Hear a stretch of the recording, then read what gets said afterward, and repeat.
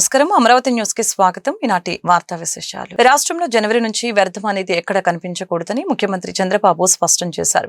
స్వచ్ఛ భారత్ కోసం ఏ జిల్లాలో pilot project చేపట్టినా అది రాష్ట్రమంతా వర్తింపచేయాలని సూచించారు.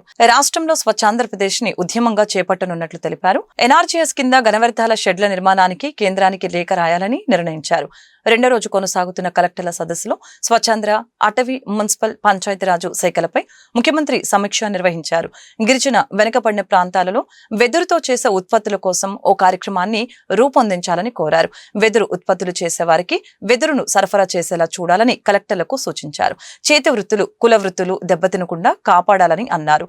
సీసీ రోడ్ల నిర్మాణం సమయంలో కాల్వల కోసం మళ్లీ త్రవ్వకుండా పైప్ లైన్లు పెట్టేలాగా ఎస్ఓపి చేయాలని అన్నారు. ఏజెన్సీ ప్రాంతాల్లో అర్బన్ సౌకర్యాలతో మోడల్ పంచాయతీలను తీర్చిదిద్దాలని ఆదేశించారు. స్వచ్ఛత అంటే శుభ్రత ఒక్కటే కాదు, ప్రజల ఆలోచన కూడా మారాలని అన్నారు. సెప్టెంబర్ 17 నుంచి అక్టోబర్ 2వ తేదీ వరకు స్వచ్ఛత హే సేవ చేపట్టాలని తెలిపారు. సర్క్యులర్ ఎకానమీ పాలసీలు జరగాలని అన్నారు. 5 జోన్లలో 5 సర్క్యులర్ ఎకానమీ పార్కులు ఏర్పాటు చేస్తామని చెప్పారు. రాష్ట్రంలోని గ్రామీణ పట్టణ ప్రాంతాల్లో సీసీ రోడ్లు ఉన్నా కూడా డ్రైనేజీ సరిగ్గా లేదని మ్యాజిక్ డ్రైన్ల నిర్మాణం చేపట్టాలని సూచించారు. స్వచ్ఛత అన్నప్పుడు క్లీనినెస్ ఒకటే కాదు, స్లోగా ఇవన్నీ అయిన తర్వాత థింకింగ్ ప్రాసెసే మారాలి. ఇది వైలెన్స్ కానీ, లా అండ్ ఆర్డర్ కానీ ఒక మోడల్ సొసైటీ రావాలంటే ఏం చేయాలో దానికి ఆలోచిస్తున్నాం. ముందు చెత్త అంతా ఉంటే అవన్నీ మనం చేయలేం కాబట్టి ముందు దీంతో స్టార్ట్ చేశాం. బాడీ, మైండ్ ఇవన్నీ కూడా కంట్రోల్ చేయడం. చాలా మందికి హ్యాబిట్ ఒకటి ఉంటుంది, ఇంట్లో చెత్త రోడ్డు మీద వేస్తారు. దే ఆర్ ఆల్ థింకింగ్ ఇల్లు వాళ్ళది, రోడ్డు మాత్రం వేరే వాళ్ళది. ఈరోజు ఇండ్లు కొన్ని పాష్ హౌసెస్ ఉంటాయి, పాష్ హౌసెస్ పక్కన డస్ట్బిన్స్ ఉంటాయి. మొత్తం అక్కడే కుక్కలు, ఇవన్నీ పందులు, అన్ని ఇవన్నీ చాలా ఎక్సర్సైజ్ చేసాం ఈ ఆస్పెక్ట్లో. పోతూ పోతూ డ్రైన్స్ ఉంటే డ్రైన్స్లో చెత్త అంతా వేసేవాళ్ళు. డ్రైన్స్ అన్నీ ఎక్కడికక్కడ క్లోజ్ అయిపోయేటివి. అక్కడి నుంచి వర్షాలు వస్తే ఆ ఫ్లడ్ వాటర్ అంతా ఇళ్ల పైన వచ్చేది. చాలా ట్రావెల్ చేసాం దీంట్లో, కాబట్టి మీకు గుర్తుపెట్టుకోవాలి. ఇందులోనే మనం డ్రగ్స్ కానీ, గంజాయి కానీ ఇలాంటివి కూడా నిరంతరం మనం చేయాల్సిన అవసరం ఉంది. ఆల్ డిపార్ట్మెంట్స్ కోరుతున్నా, ఆల్ మినిస్టర్స్ని కోరుతున్నా, ఇది అందరి responsibility. First of all me offices క్లీన్గా ఉండాలి, మీ ప్రెమిసెస్ గ్రీన్గా ఉండాలి. It is a compulsory. All collectors me premises కూడా గ్రీన్గా ఉండాలి, మీ ఆఫీసెస్ క్లీన్గా ఉండాలి. అల్టిమేట్గా net zero, waste to wealth, ఈ రెండు మీరు తీసుకొని లెగసీ వేస్ట్ అంతా అక్టోబర్ 2 క్లియర్ అవుతుంది. కొద్దిగా మిగిలిపోతుంది. జనవరి 1 నుంచి వేస్ట్ అనే మాట ఎక్కడా కనపడకూడదు. That is your responsibility. You take all precautions. అక్కడి నుంచి ఉంటే మాత్రం ఫర్మ్గా యాక్షన్ తీసుకుంటాం. అది కూడా మీరు వర్కౌట్ చేసుకుంటే 83 లక్షల మెట్రిక్ టన్నులు ఏదైతే లెగసీ వేస్ట్ ఉందో అవన్నీ క్లియర్ చేయగలిగాం. అదే మరి చెత్త మీద పన్ను కూడా మనం తీసేయగలిగాం. స్టూడెంట్స్ అందరూ కూడా గ్రీన్ పాస్పోర్ట్ ఇచ్చారు, అది ప్రమోట్ చేయండి. ఈ కాన్సెప్ట్ని అందరికి కూడా, ఆఫీసర్స్ కూడా ఎవరైతే చేయగలుగుతారో ఒక రెస్పాన్సిబిలిటీ తీసుకొని చేయగలిగితే దీన్ని ప్రమోట్ చేయండి. ఇది కూడా బాగుంటుంది. ఇది చేస్తే మంచి ఇంపాక్ట్ వస్తుంది. ఇవన్నీ కూడా మీరు రేపటి నుంచి నాకు ఇది లాజికల్గా మనం తీసుకుపోయే వరకు దీన్ని ముందు తీసుకెళ్దాం. ఈ స్టేట్ని ఇంకొక పక్కన అవార్డ్స్ కూడా లాస్ట్ ఇయర్ మూడు వచ్చాయి మనకు. రాబోయే రోజుల్లో ఆల్ సిటీస్ చిన్న చిన్న మోడిఫికేషన్స్ మీరు చేయగలిగితే మేజర్ ఇంపాక్ట్ వస్తుంది. ఇది టూరిజం. రాష్ట్ర వ్యాప్తంగా 1000 ఆలయాలను నిర్మించాలని టిటిడి ధర్మకర్తల మండలిలో నిర్ణయించారు. ఒక్కో అసెంబ్లీ స్థానంలో 6 ఆలయాల వరకు నిర్మిస్తామని టిటిడి చైర్మన్ బిఆర్ నాయుడు తెలిపారు. ధర్మకర్తల మండలి సమావేశంలో తీసుకున్న నిర్ణయాలను ఆయన మీడియా ముందు వెల్లడించారు. మత మార్పిడిల కట్టడికి శ్రీవాణి ట్రస్టు నిధులతో ఆలయాలు నిర్మిస్తామని అన్నారు. ప్రధానంగా శ్రీవారి బ్రహ్మోత్సవాల ఏర్పాట్లపై చర్చించినట్లు తెలిపిన ఆయన తొలిసారిగా బ్రహ్మోత్సవాలను ఇస్రో పరిశీలించబోతున్నట్లు చెప్పారు. ఈ నెల 23న బ్రహ్మోత్సవాలకు అంకురార్పణ జరుగుతుంది. 24 నుంచి అక్టోబర్ 2 వరకు బృహత్సవాలు నిర్వహణకు ఏర్పాట్లు చేస్తున్నాం. ఈ నెల 24న మీన లగ్నంలో ధ్వజారోహణం అనంతరం సీఎం చంద్రబాబు దంపతులు శ్రీవారికి పట్టు వస్త్రాలు సమర్పిస్తారు. 10 రోజుల పాటు సిఫార్సు లేఖలపై విఐపి బ్రేక్ దర్శనాలు రద్దు చేయబోతున్నాం. ఈ నెల 28న శ్రీవారి గరుడ సేవకు 3 లక్షల మందికి పైగా వస్తారని అంచనా వేస్తున్నాం. చిన్నపిల్లలు తప్పిపోకుండా జియో ట్యాగింగ్ విధానం అమలు చేయబోతున్నామని బిఆర్ నాయుడు తెలియజేశారు. అంతకుముందు ఈవో అనిల్ కుమార్ సింఘాల్ బోర్డు సభ్యులతో కలిసి శ్రీవారి బ్రహ్మోత్సవాల బుక్లెట్ 2025 ని బిఆర్ నాయుడు విడుదల చేశారు. 24వ తారీఖు నాడు ముఖ్యమంత్రి శ్రీ నారా చంద్రబాబు నాయుడు గారు పట్టు వస్త్రాలు స్వామివారికి తీసుకొస్తున్నారు. అదేవిధంగా 2026 సంబంధించినటువంటి డైరీలు అయితే ఏముంది, క్యాలెండర్లు అయితే ఏముంది, ఇవన్నీ కూడా ముఖ్యమంత్రి చేతుల మీద ప్రారంభోత్సవం చేయటం జరుగుతుంది. అదేవిధంగా మరుసటి రోజు 25వ తారీఖు ముఖ్యమంత్రి చేతుల మీదుగా వెంకటాద్రి నిలయం ఏదైతే కొత్తగా భవనం నిర్మించామో దాన్ని కూడా చంద్రబాబు నాయుడు గారు దాన్ని ప్రారంభిస్తారు. ఇది ముఖ్యమంత్రి గారి యొక్క ప్రోగ్రాం. అదేవిధంగా భక్తులకి ఎలాంటి అసౌకర్యం కలగకుండా ఎప్పటికప్పుడు ఇస్రో వారి సౌజన్యంతో క్రౌడ్ మేనేజ్మెంట్కి వాళ్ళకి ఇవ్వటం జరిగింది. వాళ్ళు మినిట్ టు మినిట్ వాళ్ళు దీన్ని మానిటరింగ్ చేస్తూ ఉంటారు. అదేవిధంగా వచ్చే భక్తులకి పనులు నింపుగా ఉండే దానికోసం ఈ విద్యుత్ దీపాలు అయితే ఉంది, ఈ ఫ్లవర్ డెకరేషన్ అయితే ఉంది. ఈసారి అన్నిటికన్నా భిన్నంగా విజయవాడ ప్రాశస్త్యాన్ని ప్రపంచానికి చాటి చెప్పేలాగా దసరా ఉత్సవాలు నిర్వహించేందుకు సిద్ధమయ్యామని మంత్రి కొలుసు పార్థసారథి తెలిపారు. కనకదుర్గమ్మ అమ్మవారి దసరా ఉత్సవాల సందర్భంగా విజయవాడ ఉత్సవం నిర్వహించడం గొప్ప విశేషమని చెప్పారు. విజయవాడలోని ప్రైవేట్ హోటల్లో సమన్వయ సమావేశం ఏర్పాటు చేసిన ప్రజా ప్రతినిధులు ఉత్సవాల నిర్వహణపై చర్చించారు. దసరా ఉత్సవాలు జరిగే 11 రోజుల పాటు ఉత్సవం ఉంటుందని చెప్పారు. వేడుకల్లో పెద్ద కార్నివాల్, లైవ్ మ్యూజిక్, కాన్సర్ట్ ఏర్పాటు చేస్తున్నట్లు ఎంపీ కేశినేని చిన్ని తెలిపారు. మహోత్సవాలు విజయవాడ ప్రాశస్త్యాన్ని ప్రపంచానికి చాటే విధంగా చేస్తున్నందుకు నేను ప్రత్యేకంగా అభినందిస్తున్నాను. మరి విజయవాడ ఇమేజ్ని పెంచడానికి చేసే కార్యక్రమంలో భాగంగా చిన్న చిన్న ఇబ్బందులు మనకి మన వారికి ఎదురైనా కూడా వాటిని ఉపేక్షించకుండా ఆ ఇబ్బందులు ఎదుర్కొంటానికి కూడా మనందరూ కూడా సిద్ధం అవ్వాలని చేసి నేను భావిస్తా ఉన్నా. విజయవాడ మహోత్సవాలు అనేది అందరి కార్యక్రమం అనే భావన కల్పించే విధంగా ఈ కార్యక్రమాలు నిర్వహించాలని, ఈ కార్యక్రమం దిగ్విజయం అవ్వాలని చెప్పేసి కోరుకుంటాను. ఈ విజయవాడ ఉత్సవం అమ్మవారి భక్తుల దర్శించుకున్న భక్తులకి మన ప్రాచీన కళలనే కాకుండా విజయవాడ నగరవాసుల్లో చిన్నపిల్లల నుంచి పెద్దవారి వరకు వారిని ఒక వినోదంతో పాటు ఆనందంతో పాటు ఆధ్యాత్మిక చింతనకు తీసుకెళ్లటమే ఈ విజయవాడ ఉత్సవం యొక్క ముఖ్య కార్యక్రమం. ఇవాళ కొన్ని చోట్ల స్థలాలు తీసుకుని ఈ కార్యక్రమాన్ని చేస్తున్నాం. ఇది ఎవరి మీద భారం మోపడం కాదు, తప్పకుండా ఆధ్యాత్మిక సాంస్కృతిక వినోద కార్యక్రమాలతో పాటు పెద్ద కార్నివాల్ బందర్ రోడ్లో పెట్టబోతున్నాం. తప్పకుండా నగర ప్రజలందరూ దీంట్లో పాల్గొనాలి. భక్తులందరూ కూడా వైకాపా నేత భూమన కరుణాకర్ రెడ్డి అబద్దాలకు కేర్ ఆఫ్ అడ్రస్ అని టీటీడీ బోర్డు సభ్యులు భానుప్రకాష్ రెడ్డి తెలిపారు. అసత్య ప్రచారాలని ప్రజల్లోకి తీసుకువెళ్తూ తిరుమల పవిత్రతను, టీటీడీ ప్రతిష్టను దెబ్బతీస్తున్నారని మండిపడ్డారు. టీటీడీ చైర్మన్ క్యాంపు కార్యాలయంలో బోర్డు సభ్యులు మిడతో మాట్లాడారు. అలిపిరి దగ్గర గతంలో ఓ ప్రైవేట్ శిల్ప క్వార్టర్స్ ఉండేది. పట్టు కన్నయ్య అనే శిల్పి నివసించేవాడు. బెంగళూరుకి చెందిన ఓ భక్తుడు శనీశ్వరుడి విగ్రహం ఆర్డర్ ఇచ్చాడు. శిల్పం తయారీలో లోపం రావడంతో ఆ రాతి విగ్రహాన్ని అక్కడే ఉంచారు. గత 10 ఏళ్లుగా ఆ విగ్రహం ఆ ప్రాంతంలోనే ఉంది. నేడు కరుణాకర్ రెడ్డి ఆ విగ్రహాన్ని మహావిష్ణువు విగ్రహం అని అబద్ధ ప్రచారం చేస్తున్నారు. గతంలో శ్రీవారి ఆలయంలోని రాముల వారి ఉత్సవ విగ్రహానికి వేలు విరిగిపోయింది. 3.5 సంవత్సరాలు పట్టించుకున్నా పాపాన పోలేదు. కూటమి ప్రభుత్వం అధికారంలోకి వచ్చాక రాముల వారి విగ్రహానికి ఆగమ శాస్త్రం ప్రకారం మరమ్మతు చేశామని భానుప్రకాష్ రెడ్డి తెలిపారు. అట్లాంటివి జరగకుండా చూసుకుంటాం మేము. కానీ అదైన తర్వాత నీకు సంబంధించిన ప్రసాద్ అనే సాక్షి మీడియా కూడా అదే చేస్తే ఆయన చేసే తప్పు TV5 కెమెరామెన్ చేస్తే ఒప్పు అయిపోతున్నాయి. అది అంటే నీకు ఏం జరుగుతుందో తెలీదు. విషయ పరిజ్ఞానం తీసుకొని మాట్లాడితే బాగుంటుంది. ఏం మాట్లాడితే అర్థం కాదు. మహావిష్ణు విగ్రహానికి శనీశ్వరుడి విగ్రహానికి తేడా తెలీదు. నువ్వు ఆ విగ్రహం ఏమైందో ఇంకా కొండ మీద కాబట్టి ఎక్కువ రాజకీయాలు కింద వెళ్ళిన తర్వాత మాట్లాడతాం. కాబట్టి చైర్మన్గా గత 2 పర్యాలు చైర్మన్గా ఉన్నప్పుడు ఆ విగ్రహం అక్కడే ఉంది. మిత్రులారా, కరుణాకర్ రెడ్డి చైర్మన్గా ఉన్నప్పుడు కూడా ఈరోజు ఆయన చెప్తున్నట్టు మహావిష్ణు అంటున్నాడే ఆ శనేశ్వర విగ్రహం అక్కడే ఉన్నింది. ఆయన బోర్డు సభ్యుడిగా ఉన్నప్పుడు అక్కడే ఉన్నింది. అప్పుడు పోయి పూజలు చేయకుండా ఈరోజు పోయి ముసలి కన్నీరు గారొస్తావా? హిందూ ధర్మం మీద దాడి, హిందూ దేవత విగ్రహాలని ఈ ప్రభుత్వం వచ్చిన తర్వాత పడేశారని చెప్పి మాకు అనేక అనుమానాలు ఉన్నాయి. ఇప్పుడే కొందరు ఫోన్ చేసి చెప్పడం జరిగింది.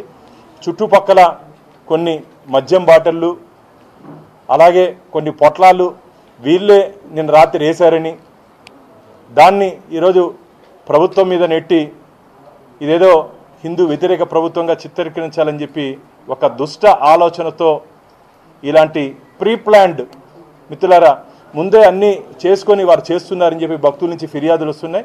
దీని మీద చైర్మన్ గారితో మాట్లాడిన తర్వాత ఏ విధంగా నిర్ణయం తీసుకోవాలో ఒకసారి బోర్డు గౌరవ సభ్యులందరూ ఉన్నారు, వారందరితో మాట్లాడిన తర్వాత ఉద్దేశపూర్వకంగా 15 రోజులకు ఒకసారి ఒక అజెండా పెట్టుకొని ఇలా మాట్లాడడం మంచిది కాదు.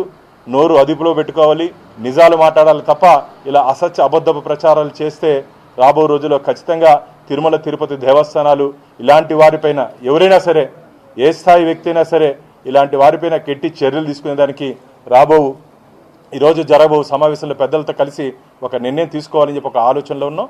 ఇది మంచిది కాదు. అసలు హిందూ వ్యతిరేక ప్రభుత్వం 2019 నుంచి 2024 వరకు ఆంధ్రప్రదేశ్లో రాజ్యం ఏలింది మిత్రులారా. హిందూ దేవతా విగ్రహాలు, హిందూ పవిత్ర రథాలు అన్నీ దగ్నమైనాయి కదా. అప్పుడు ఏం మాట్లాడాల? మౌన మునివారుగుండి ఈరోజు ఏదో మాట్లాడితే ఎలా అయ్యా? ఇది మంచిది కాదు.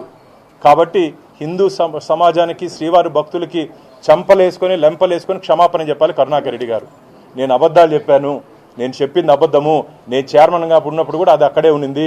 ఆ రోజు నేను దాన్ని జిల్లాలో 14 నెలల ఉద్యోగ బాధ్యతలు విజయవంతంగా నిర్వహించడానికి సహకరించిన ప్రతి ఒక్కరికి ధన్యవాదాలు తెలుపుతున్నానని ఎస్పీ ఎస్ సతీష్ కుమార్ తెలిపారు. స్థానిక పోలీస్ పెరేడ్ మైదానంలో గుంటూరు జిల్లా పూర్వపు ఎస్పీ సతీష్ కుమార్ వీడ్కోలు కార్యక్రమం ఘనంగా నిర్వహించడం జరిగింది. జిల్లా పోలీసు ఉన్నతాధికారులు, సిబ్బంది ఆయనకు దుశాల్వాలు కప్పి బొకేలు అందించి ఘన వీడ్కోలు పలికారు. ఈ సందర్భంగా ఎస్పీ సతీష్ కుమార్ మీడియాతో మాట్లాడారు. గుంటూరు జిల్లాలో పనిచేయడం అంటే ఛాలెంజ్తో కూడుకున్న విషయమని చెప్పారు. జిల్లాలో అనేక రకాల ఛాలెంజ్లను ఎదుర్కొని అందరి సహకారంతో ఉద్యోగ బాధ్యతల్ని సక్రమంగా నిర్వహించడం చాలా సంతోషంగా ఉందని తెలిపారు. ప్రస్తుతం సత్యసాయి జిల్లాలో విధులు నిర్వహించామని ప్రభుత్వం నిర్ణయించిందని తెలిపారు. గుంటూరు యొక్క అనుభవాన్ని నా జీవితంలో మర్చిపోలేనని, అనుభవం ఇతర జిల్లాలో పనిచేయటకు నాకు ఎంతగానో ఉపయోగపడుతుందని తెలియజేశారు. ప్రింట్ మీడియా, ఎలక్ట్రానిక్ మీడియా సోదరులకు కృతజ్ఞతలు తెలియజేస్తున్నట్లు తెలిపారు.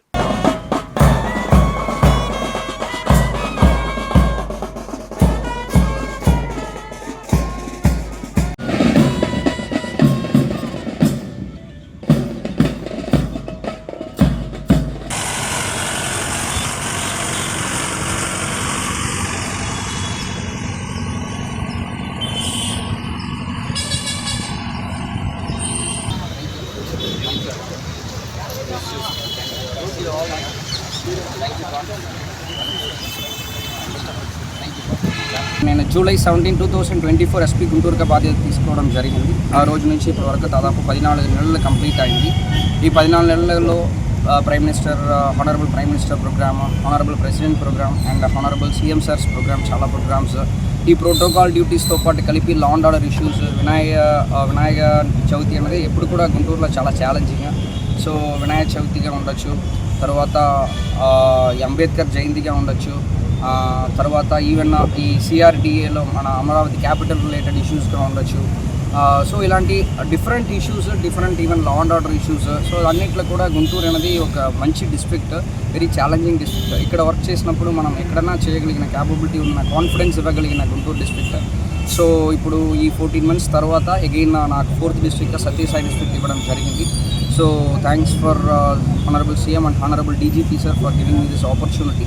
సో ఇక్కడ కూడా ప్రతి ఒక్కరికి కూడా గుంటూరు డిస్ట్రిక్ట్లో నా అడిషనల్ ఎస్పీస్ నుంచి హోమ్ గార్డ్స్ వరకు ప్రతి ఒక్కరికి కూడా నాకు సపోర్ట్గా ఉండి ఈ సక్సెస్ఫుల్గా టెన్యూర్ చేయడానికి వాళ్ళే రీజన్గా ఉండడం, అదేవిధంగా ప్రజలందరూ సపోర్ట్ ఇవ్వడం, అదేవిధంగా మీడియా మిత్రులు ప్రతి ఒక్కరికి కూడా పేరు పేరు ధన్యవాదాలు. గుంటూరు తూర్పు నియోజకవర్గం పరిధిలోని శివారు ప్రాంతాల అభివృద్ధికి కట్టుబడి ఉన్నామని ఎమ్మెల్యే మహమ్మద్ నజీర్ స్పష్టం చేశారు. బొంగరాల బీడు రైల్వే డ్రైన్ ని ఆధునీకరిస్తామని తెలిపారు. మంగళవారం స్థానిక 55, 56 డివిజన్లలో ముంపుకి గురైన ప్రాంతాలను ఎమ్మెల్యే నజీర్ పరిశీలించారు. ఈ సందర్భంగా ఆయన మీడియాతో మాట్లాడుతూ ముంపు నివారణకి శాశ్వత పరిష్కారం చూపుతామని అన్నారు. వర్షపు నీరు కారణంగా ప్రజలు ఇబ్బందులు పడకుండా పక్కా యాక్షన్ ప్లాన్ అమలు చేస్తామని చెప్పారు. ఈ కార్యక్రమంలో టీడీపీ సీనియర్ నాయకులు దాసరి రాజా మాస్టర్, ఐశెట్టి శ్రీనివాసరావు తదితరులు పాల్గొన్నారు. నగరంలో అనేక ప్రాంతాల్లో గత 2 రోజుల నుంచి కురిసినటువంటి వర్షాలకి, ముఖ్యంగా 10-15 సంవత్సరాల నుంచి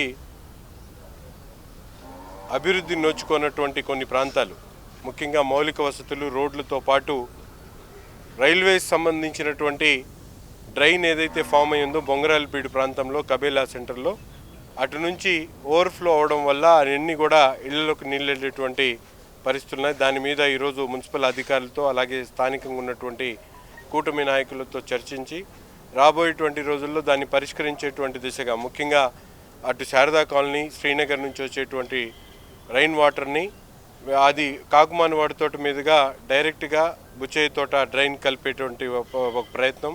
అలాగే రైల్వే అధికారులు కూడా 2-3 రోజుల్లో జాయింట్ ఇన్స్పెక్షన్ కమిటీని తీసుకొని వచ్చి ఆ ప్రాంతంలో ఉన్నటువంటి రైల్వే లైన్ కింద ఉన్నటువంటి ఏదైతే డ్రైన్ ఉందో దాన్ని వెంటనే మరింత అభివృద్ధి చేసేటువంటి దిశగా ఏ ప్రణాళికలతో ముందుకు సాగాలనేటువంటి ఆలోచనతో ఈరోజు దాదాపు ప్రతి ఒక్క ప్రాంతాన్ని కూడా పరిశీలించడం జరిగింది. ముఖ్యంగా వర్షం వచ్చినప్పుడు పెద్ద ఎత్తున అటువైపు అమరావతి రోడ్డు దగ్గర నుండి శారదా కాలనీ, అలాగే కాకుమాన్ తోట, వల్లువాడి తోట నుంచి వచ్చేటువంటి రైన్ వాటర్ మొత్తం కూడా పెద్ద ఎత్తున బొంగరాలపీడు ప్రాంతంలోకి చేరి అక్కడ ఉన్నటువంటి ఇళ్ళన్నీ కూడా మునిగిపోయేటువంటి ప్రమాదం గత కొంతకాలంగా ఉంది.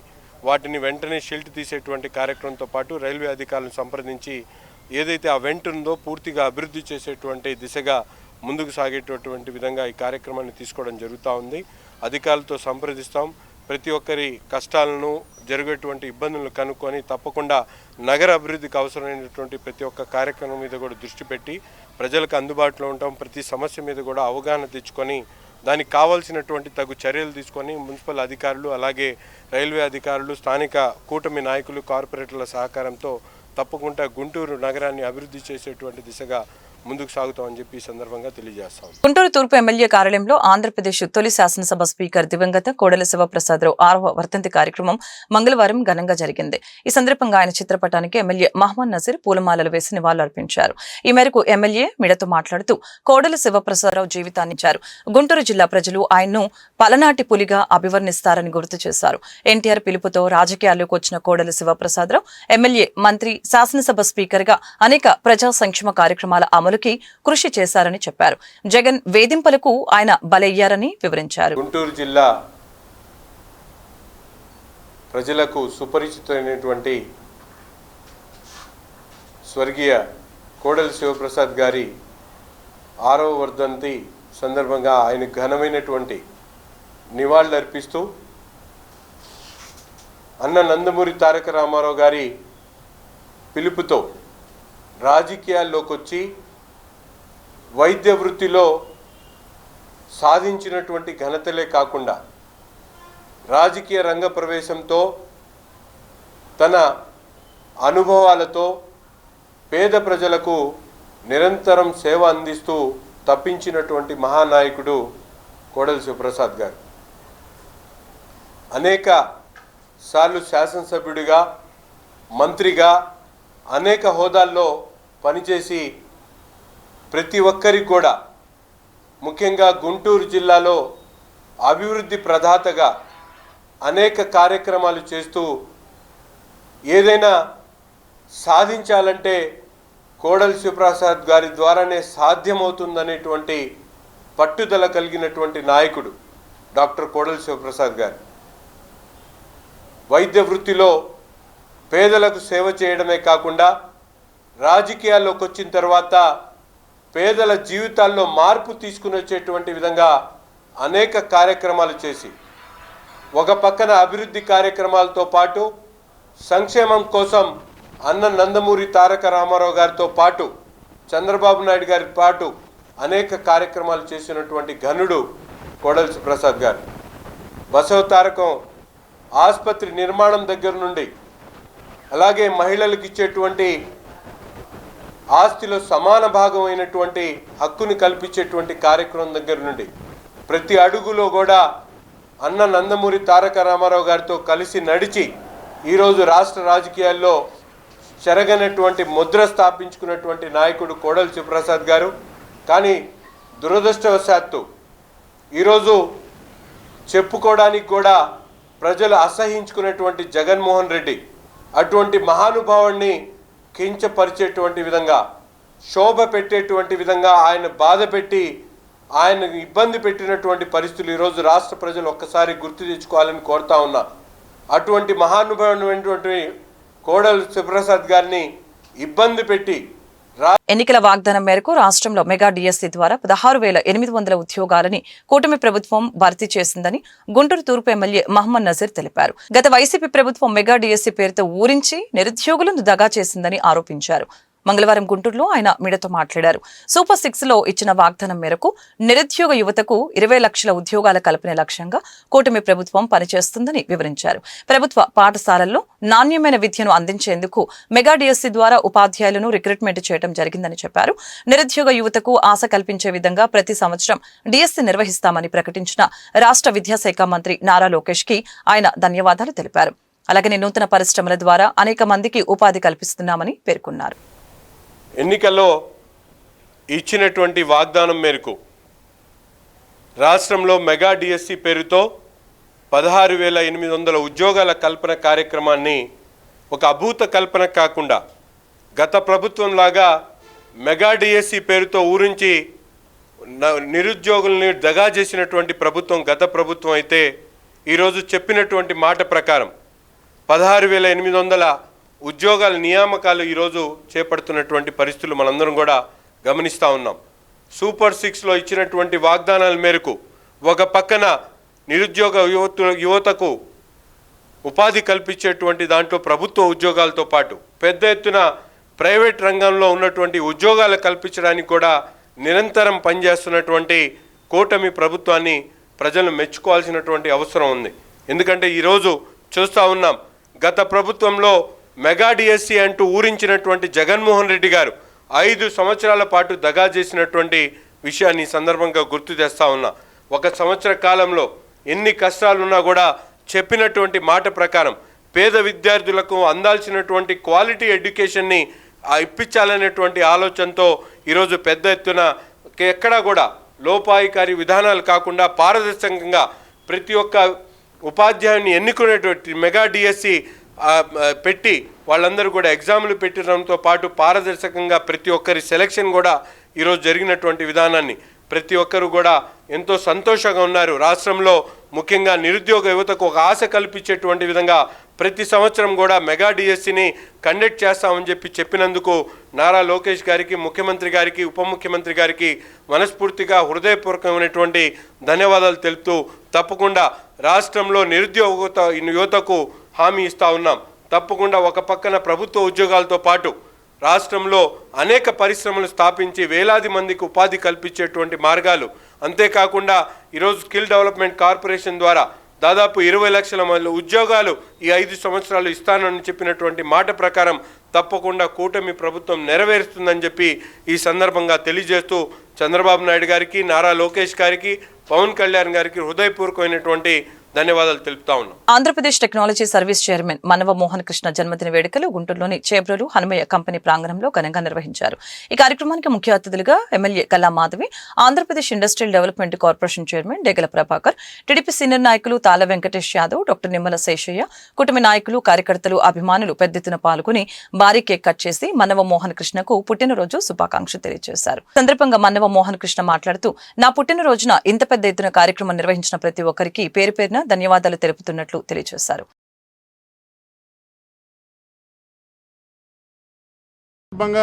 ఈరోజు గుంటూరులో మా Manava Mohan Krishna youth MMK youth ఆధ్వర్యంలో నా జన్మదిన వేడుకల్ని ఇంత బ్రహ్మాండంగా నిర్వహించిన నా ఆత్మీయులకు అందరికి కూడా పేరు పేరున కృతజ్ఞతలు. మీరందరూ ఉండటం నా అదృష్టం, నా పూర్వజన్మ సుకృతం.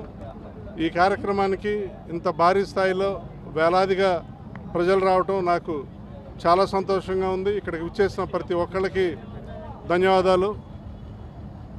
నన్ను ఎప్పుడూ కూడా సొంత కుటుంబ సభ్యుల్లా ఆదరిస్తూ నాకు పార్టీలోనూ ప్రభుత్వంలోనూ అవకాశాలు కల్పించిన ముఖ్యమంత్రి నారా చంద్రబాబు నాయుడు గారికి, అలానే ఐటీ శాఖ మంత్రులు నారా లోకేష్ గారికి కృతజ్ఞతలు. నన్ను అనునిత్యం ప్రోత్సహించే ప్రముఖ సినీ నటులు, హిందూపూర్ శాసనసభ్యులు నందమూరి బాలకృష్ణ గారికి ప్రత్యేక కృతజ్ఞతలు.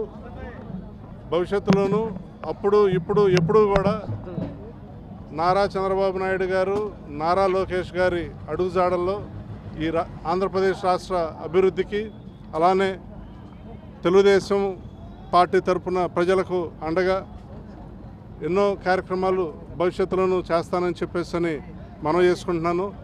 ప్రధానమంత్రి నరేంద్ర మోడీ గారి సారథ్యంలో ముఖ్యమంత్రి నారా చంద్రబాబు నాయుడు గారు, ఉప ముఖ్యమంత్రి పవన్ కళ్యాణ్ గారి నాయకత్వంలో సుస్థిరమైన ప్రభుత్వం ఈనాడు ఆంధ్ర రాష్ట్రంలో ఉంది. మనందరం కూడా సమిష్టిగా కష్టించి పనిచేసి మన రాష్ట్రాన్ని, మన రాజధానిని అభివృద్ధి చేసుకుని రాష్ట్రం అన్ని రంగాల్లో ముందుకు వెళ్ళడానికి చంద్రబాబు నాయుడు గారికి అండగా మనందరం ఉండాలని చెప్పేసి ప్రతి ఒక్కరిని కోరుకుంటున్నాను. ఈరోజు నా జన్మదిన సందర్భంగా ఇంత పెద్ద కార్యక్రమం కాకుండా ఇవాళ పలు సేవా కార్యక్రమాలు కూడా చేయటం జరిగింది. వృద్ధాశ్రమంలో వృద్ధులకి అన్నదానం చేసాం. అలానే అనాథ పాఠశాలలో అక్కడికి వెళ్ళి అక్కడ వాళ్ళకి యూనిఫామ్లు, పుస్తకాలు ఇవ్వడం జరిగింది. అలానే ప్రభుత్వ ఆసుపత్రుల పనులు ఇలా ఎన్నో సేవా కార్యక్రమాలు ఈరోజు చేశారు. నేను కూడా వాటిలో పాల్గొన్నాను. భవిష్యత్తులోనూ ఇదే సేవా పందాల్లో కొనసాగుదాం.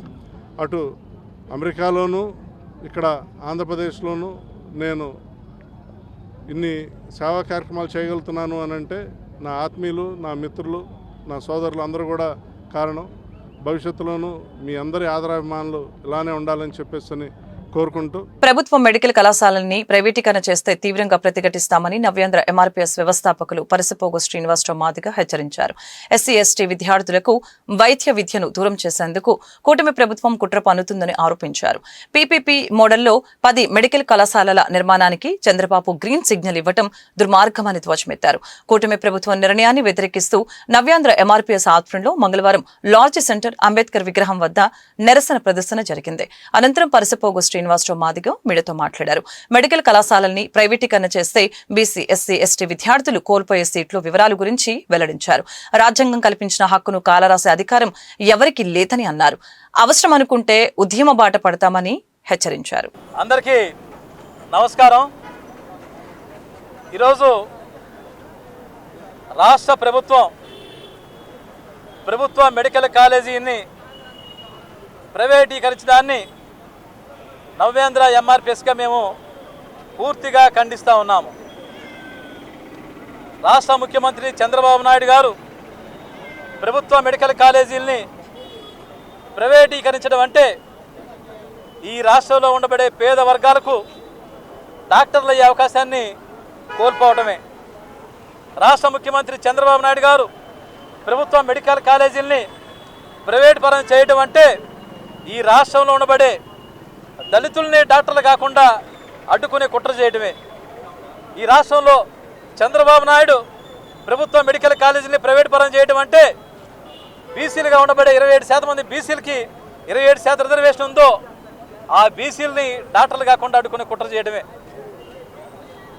ప్రభుత్వ మెడికల్ కాలేజీని ప్రైవేట్ పరం చేయడం అంటే గిరిజనుల్ని డాక్టర్లు కాకుండా అడ్డుకోవడమే కుట్రలో భాగంగానే ఇది భావించాల్సి వస్తుంది. ఈరోజు చంద్రబాబు నాయుడు తీసుకున్న నిర్ణయం వల్ల ఈ రాష్ట్రంలో ఎస్సీలు, ఎస్టీలు, బీసీలు, అగ్రకులాలు ఉండే పేదలు సైతం కూడా డాక్టర్లు అయ్యే అవకాశం కోల్పోయినట్టే మనం భావించాల్సి ఉంటుంది. ఈరోజు ప్రభుత్వ రంగంలో ఈ ఎస్సీ, ఎస్టీ, బీసీ వర్గాలు, ఈ ముస్లిం మైనారిటీ వర్గాలు రిజర్వేషన్లు కాపాడుకోవడమే కష్టం. ప్రభుత్వ రంగంలో రిజర్వేషన్ అమలు కావటమే అరకొర కష్టంగా ఉన్న పరిస్థితుల్లో అసలు ప్రభుత్వ విద్యారంగాన్ని, ప్రభుత్వ వైద్య విద్యా రంగాన్ని తీసుకెళ్ళి నువ్వు ప్రైవేట్ కాలేజీలో చేయటం అంటే, ప్రభుత్వ కాలేజీలు అయితే మా దళితులకి, ఎస్సీలకి 15% రిజర్వేషన్ ఉంది. ఆ 15% పక్కాగా ప్రభుత్వ మెడికల్ కాలేజీలో మాకు అమలు అయ్యే అవకాశం ఉంది. మా బిడ్డలు డాక్టర్లు అయ్యే అవకాశం ఉంటుంది. అదే ప్రభుత్వ మెడికల్ కాలేజీలో జరిగే పరిణామం. అదే నువ్వు ప్రైవేట్ చేస్తే, మెడికల్ కాలేజీని ప్రైవేట్ పరం చేస్తే, ప్రైవేట్ పరం చేసిన మెడికల్ కాలేజీలో మా దళిత బిడ్డలకి, ఎస్సీలకి 15% చేసే అవకాశం ప్రభుత్వ రంగంలో ఉందని చెప్పేసి నేను చంద్రబాబుని ప్రశ్నిస్తూ ఉన్నాను. అదే ప్రభుత్వ మెడికల్ కాలేజీలో మా బీసీ వర్గాల బిడ్డలు 27% వాళ్ళకి రిజర్వేషన్ ఉంది. ఆ 27% రిజర్వేషను ప్రభుత్వ మెడికల్ కాలేజీలో ఖచ్చితంగా అమలైతే మా బీసీ బిడ్డలు 27% డాక్టర్లు అయ్యే అవకాశం ఉంది. అదే చంద్రబాబు నాయుడు నువ్వు ప్రైవేటీకరణ మెడికల్ కాలేజ్ చేస్తే. ఈ వార్తలు ఇంతటితో సమాప్తం. మరొక బులెటిన్లో మళ్ళీ కలుద్దాం. నమస్కారం.